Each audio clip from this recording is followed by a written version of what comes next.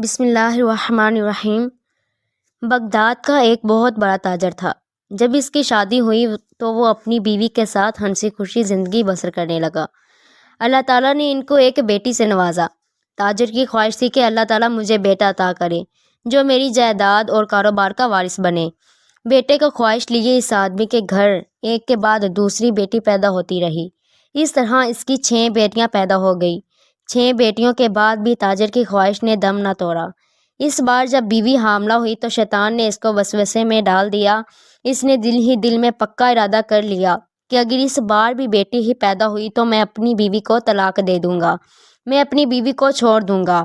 وہ بندہ کتنا بے وقوف تھا کہ بیٹا یا بیٹی پیدا ہونے میں بیوی کا کیا قصور ہے؟ یہ سب کچھ تو اللہ تعالیٰ کی عطا ہے۔ اللہ تعالیٰ جس کو چاہے بیٹی عطا کرے اور جسے چاہے بیٹا، یا پھر جسے چاہے بانجھ ہی رہنے دے۔ ایک دن تاجر اپنے بستر پر مزے کی نیند سو رہا تھا۔ اس نے خواب میں دیکھا کہ قیامت برپا ہو چکی ہے، اس کے گناہ حد سے زیادہ ہیں، اس کو جہنم کی طرف لے جایا جا رہا تھا۔ جہنم کے فرشتے اس کو جہنم کے پہلے دروازے پر لے گئے تو اس نے دیکھا کہ اس دروازے پر اس کی ایک بیٹی کھڑی ہے۔ بیٹی نے فرشتوں سے اپیل کی کہ میرے بابا کو جہنم میں داخل نہ کریں۔ اس کی درخواست سے فرشتوں نے اس آدمی کو جہنم کے اس دروازے سے داخل نہ کیا۔ اس کے بعد فرشتے تاجر کو جہنم میں داخل کرنے کے لیے دوسرے دروازے پر لے گئے۔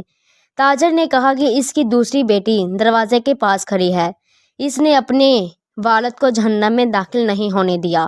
اس طرح فرشتے اس بندے کو تیسرے، چوتھے یا پھر 5ویں اور 6 دروازے پر لے گئے۔ تاجر نے دیکھا کہ جہنم کے 6 دروازوں پر اس کی 6 بیٹیاں کھڑی تھیں، جنہوں نے فرشتوں کو اس کے باپ کو جہنم میں داخل نہیں ہونے دیا۔ اس کے بعد فرشتے اس آدمی کو جہنم کے 7ویں دروازے کی طرف لے جا رہے تھے کہ یہ آدمی پریشان ہو گیا، ڈر گیا۔ اس نے سوچا کہ 7ویں دروازے پر مجھے جہنم میں داخل کے لیے رکاوٹ کون بنے گی؟ اس آدمی کو یہ بات سمجھ آ گئی تھی کہ جو کچھ میں نے سوچا ہے وہ غلط ہے۔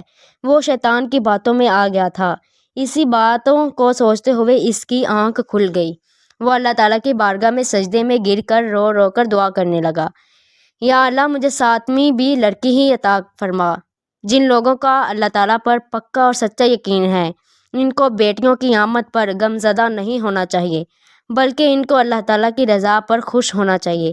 جن لوگوں کے ذہنوں میں یہ بات بیٹھ گئی ہے کہ لڑکیوں کی پیدائش کی ذمہ دار بیویاں ہیں، یہ بات تو بالکل ہی غلط ہے اور کمتر ہے۔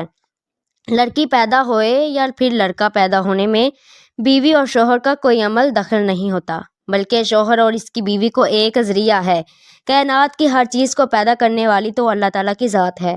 وہ جس کو چاہتا ہے اس کو بیٹی اور جس کو چاہتا ہے اس کو بیٹا نواز دیتا ہے۔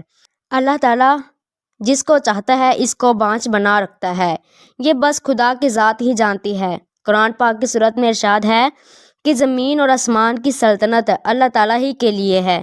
وہ جو چاہتا ہے پیدا کرتا ہے، جس کو چاہتا ہے بیٹیاں دیتا ہے، جسے چاہتا ہے بیٹے دیتا ہے، یا پھر لڑکے اور لڑکیاں دیتا ہے، اور جسے چاہتا ہے بانجھ کر دیتا ہے۔ وہ بڑے علم والا ہے اور کامل قدرت والا ہے۔ اللہ تعالیٰ سے دعا ہے کہ اللہ تعالیٰ ہم کو ہر حال میں خوش رہنے کی ہمت عطا فرمائے۔ آمین۔